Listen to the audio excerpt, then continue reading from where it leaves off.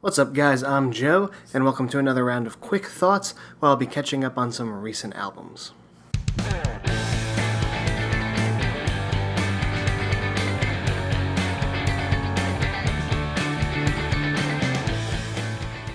So yeah, today I'll be talking about some fairly recent albums that I haven't done proper reviews for or my usual single review videos for, some of which I've seen requested in comments, some of which I wanted to get to but didn't quite get to it for their own video. So let's just get right into it. First up is Tremonti with A Dying Machine. This is Mark Tremonti's fourth solo studio album, or with his solo band, however you want to put it. And you may know Mark Tremonti from Alter Bridge. He's the lead guitarist of the band. He was also in Creed back in the day. And he's had this solo thing going on for a couple of records now. I've been a big fan of the last three. This is his fourth one. He released two albums back-to-back a couple of years ago, Dust and Cauterize. And Cauterize came first, actually. But, Cauterize had just, immense thrashy riffs, great guitar stuff. It saw Mark improving as a vocalist and a lyricist in a really great way. And then Dust, I thought, even upped the ante more with some even better songwriting and a more cinematic, epic sound. So A Dying Machine feels like a natural progression sound-wise from Dust, but also ups the ante as far as Mark's songwriting. This is a concept record, very futuristic in nature. There's a book that's going to go along with it, which is pretty cool. I'd like to check that out. And here, again, Mark's vocals get better and better. He seems to get more confident as a vocalist with every release. Thrashy, monumental songs like Throw Them to the Lions, also The Day When Legions Burned, just massive, crazy guitar riffs. The Day When Legions Burned have some great leads, some dueling guitars. There's plenty of heaviness to go around on the record. Another good example is Bringer of War, the opening track, which just feels like this huge call to action. A Dying Machine kind of goes back and forth, the title track, between these slower, eerier moments and these explosive ones as well. Really never a dull moment on this one. You have songs like Trust, which have a lot of melody to them and also relate back to the sound of Alter Bridge as sort of like the catchy nature of it, while not sacrificing the heaviness in the guitar sound. And a favorite of mine on here, the song Traipse, which has these really eerie kind of winding verses as far as the sort of dizzying guitars around there. Some of my favorite vocal melodies that Mark has delivered on a solo record thus far. And again, some explosive moments as you get into the choruses. So really just a great record. If you haven't listened to Tremonti's solo stuff, I definitely recommend it for the rock and metal fans out there. So I'm going to give this one a 4 out of 5. Up next, Kids See Ghosts, the Kanye West and Kid Cudi collaboration. I did do a full review for Yay, which I did like, Kanye's latest solo record. And I was going to cover Kids See Ghosts, but honestly, it wasn't really gelling with me for a while. And then all of a sudden, within probably the last week and a half, I'd say, I've listened to this thing almost every day. And it just grows on me more and more. I love the mix of hip-hop with these grungy kind of rock sounds. A Kurt Cobain track from the Montage of Heck soundtrack is even sampled on here, which is pretty cool. And there's some really great moments. Fourth Dimension is one of my favorite songs on here. It just sounds like classic Kanye, this great beat, driving in nature, Kanye sounding as fierce as he ever has, which just reminds me of some of his older tracks, such as Jesus Walks or something like that. Feel the Love is a great opener. I love the kind of marching nature of the, middle of the song on. The ra-da-da-da kind of stuff is so weird, but just really feels exciting to me and different. The same can be said about the song Free, which just has so much energy and excitement to it. In the title track, Kids See Ghosts, I've had that melody just stuck in my head for the last week in like the best way. So I'm really enjoying this one. I think it's something different, something interesting, and yeah, overall pretty solid. So I'm feeling a 4 out of 5 for this one as well. Up next, Lake Street Dive with Free Yourself Up. This is a Boston band, their 6th studio album, I believe. I discovered them in the course of their last album cycle for the album Side Pony. I saw them, I think, on The Late Show with Colbert. I was really drawn into the groovy, kind of funky sound. Rachel Price's, fantastic, kind of jazzy, but very powerful vocals. And you got plenty of those on here. Her vocals are fantastic. And you really see the band, they do their usual blend of kind of rock and blues, but, adding a lot more R&B inspired stuff, some soul inspired stuff, very funky, very groovy throughout the album. The opening track has just these great keyboard lines in the middle section of the song that are just so groovy, you can't help but move to it. My favorite on here is the song Dude. Again, very powerful, great vocals from their lead singer, and she has a pretty cool sense of humor as well, which I like. It kind of is interesting to have a retro kind of sound, but, with some modern references, a modern sense of humor to them, which is pretty cool. And and just the most explosive chorus.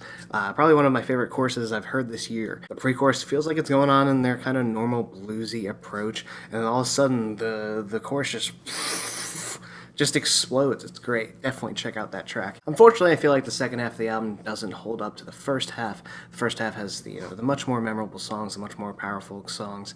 While I wouldn't say there's anything really bad on this album, I think most of the later half of the album tracks are kind of just passable and good to have on.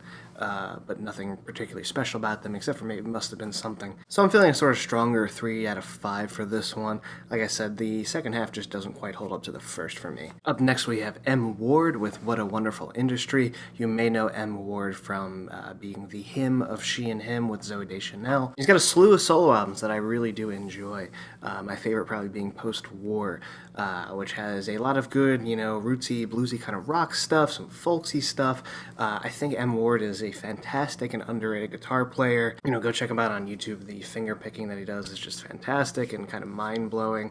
And he just has a really nice style and a really nice sense of melody that I always really liked.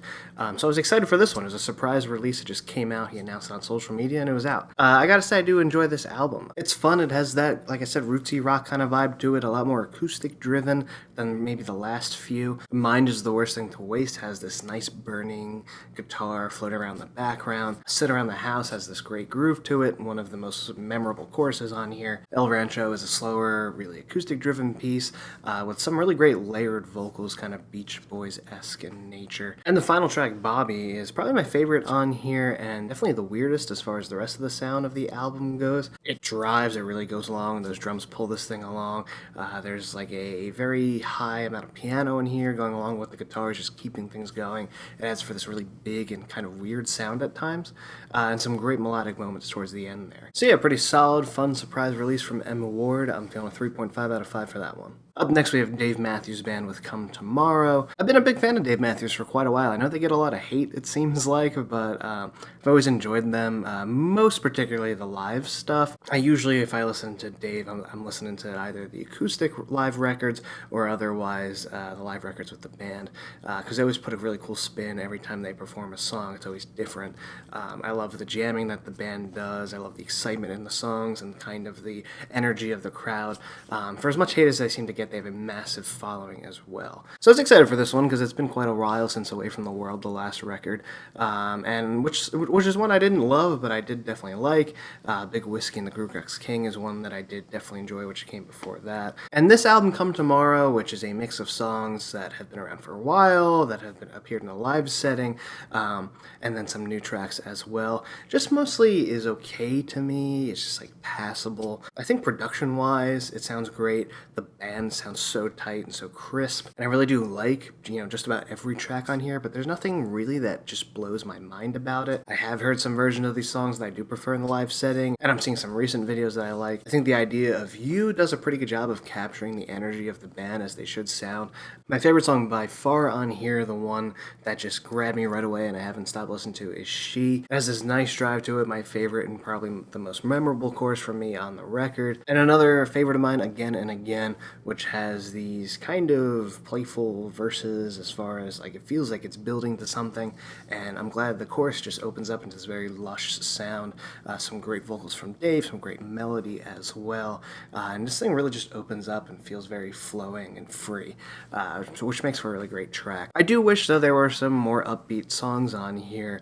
There's one very short 27-second instrumental track where I'm pretty sure they've done full versions of this in the past live, and I'm not sure why it didn't make its way on here. The album is very mid-tempo, some groovier tracks like Can't Stop, which is a pretty good one, but mostly a lot of ballads on here, and not that I dislike Dave Matthews Band ballads, I actually really like them, but I would have liked to hear them change it up a little bit by adding a little more funk, a little more groove, a little more jamming to the record as they have in the past, and it feels like it's going to happen in that instrumental track, and it doesn't, and then that just leads into another acoustic song. So yeah, well, I think it's definitely a good album. It just feels like that, a very passable Dave Matthews Band album for me.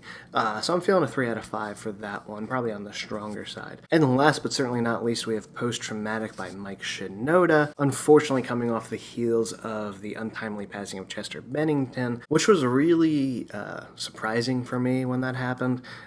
Linkin Park is the band that got me into music. Meteora was the first album that I'd say I really loved and felt like I found like my kind of music, like my thing that I could get into. And then from there is where I just expanded so vastly. So I've always had a soft spot for Linkin Park, even when they came out with records that I didn't love quite as much as the first two. I managed to always like songs. I went to see them live, thankfully. Yeah, like I said, always just a soft spot.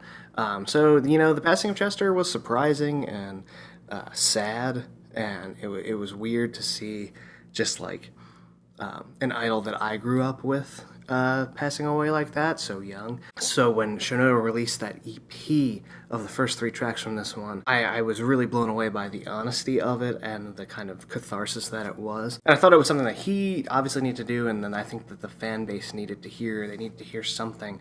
I did watch the concert that they did, and I was just sucked into all 3 hours of it, or whatever it was. I thought Mike did a phenomenal job, and I thought it was a really great tribute overall to Chester. So while it's unfortunate the circumstances that we get this album, Post-Traumatic, it definitely is a really solid album. There are songs throughout it that have that kind of later Linkin Park feel, as far as the melody goes, as far as the overall sound of it. But I gotta say, I'm partial to the more aggressive tracks, the more open tracks on here, those first 3, of course. And then there's another slew of great songs towards the end here with Liftoff, IOU, and Running From My Shadow. Mike is rapping, you know, pretty aggressively here, which is something that wasn't really happening in the later Linkin Park releases. There's some cool moments where he changes it up a little bit, leans into those hip-hop influences while still having, you know, that kind of Mike Shinoda sound as far as the keyboards go with Hold It Together, and some catchy songs with some hit potential. Nothing Makes Sense Anymore and Ghost both have some fantastic melodies to them. So like I said, the context of the album, it just sucks, but I'm glad to hear music from Mike. I am both surprised and glad to see him, you know, come around with such a great album so soon. And yeah, hoping to see what happens with the band in the future. So I'm feeling a 4 out of 5 for that one, Post-Traumatic. So we did it. All caught up for the most part. I think there is a Florence and the Machine review on the way, so look out for that one. Let me know what you think of these albums in the comments, whether I'm right, whether I'm wrong. Tell me what you like, tell me what you didn't like. If you haven't checked some of them out, definitely do it. You know, even the 3s, the 3.5s, those are good albums for me, even if they are just kind of like okay as compared to great. So, as always, thanks for watching. Don't forget to subscribe, and I'll see y'all next time.